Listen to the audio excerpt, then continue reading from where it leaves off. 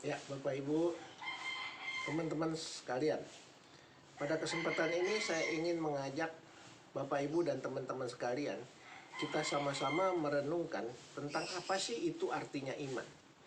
Kita seringkali dengar iman, iman, iman. Iman tanpa perbuatan mati, ya.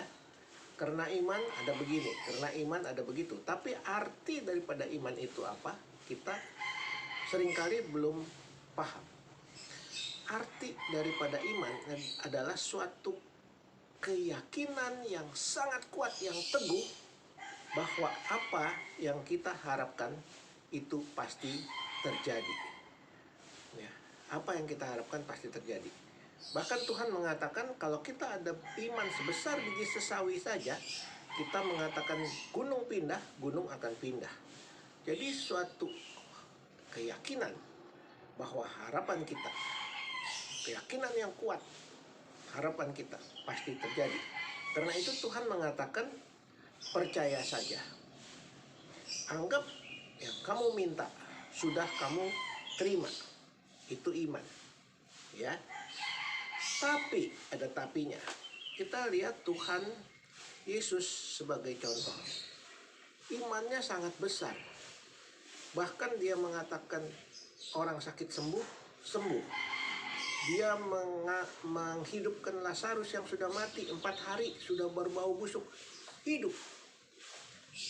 Anak yang mati, hidup. Karena iman yang besar yang dimiliki Tuhan Yesus. Tapi, ada tapinya Bapak Ibu.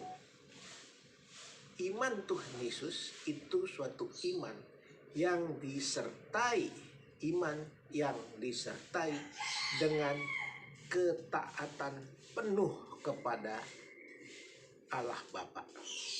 Ya, yang disertai ketaatan penuh kepada Allah Bapa. Ketaatan penuh yang seperti apa? Kita lihat. Tuhan mengatakan apapun itu terjadi. Tapi waktu Tuhan takut waktu mau disalib, dia tahu apa yang dia akan rasakan. Dia tahu sakitnya cambuk besi yang mengkoyak tubuhnya. Sakit rasanya. Terus dia tahu beratnya kayu salib, udah habis disiksa, dia harus bawa sampai ke gunung, sampai titik terakhir, sampai kematiannya. Bayangkan, Tuhan tahu. Tapi sebagai manusia, dia takut untuk mengalami ini. Dalam ketakutannya sampai dia keluarkan peluh yang seperti darah. Tapi dia taat pada perintah Bapaknya yang di surga. Bagaimana dia taatnya? Dia taat. Waktu itu dia ketakutan, dia bilang sama papanya, "Papa, kalau boleh biarlah cawan ini lalu daripadaku. Kalau boleh masalah ini jangan aku jalanin. Kalau boleh aku jangan disalib." Ngomong kasarnya begitu. Tapi kata Tuhan, "Jangan kehendakku yang jadi, tapi biar kehendak Bapa saja yang jadi."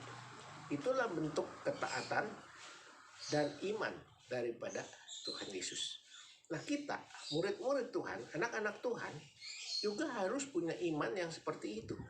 Kita boleh minta apa saja yang kita inginkan. Tuhan mengatakan, "Mintalah apa yang kamu minta di dalam namaku, pasti aku berikan.